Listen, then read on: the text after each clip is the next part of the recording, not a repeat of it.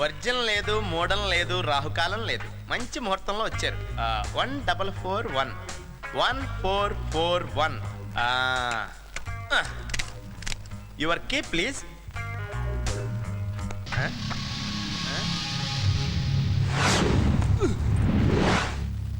What happened sir?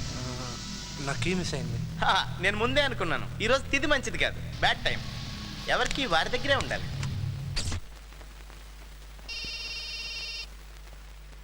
వీడొకడు ఎప్పుడు చూసినా ఆట కావాలా పాట కావాలాగా డబ్బు కావాలని ఫోన్ చేస్తూ ఉంటాడు. చెప్పు సేటు.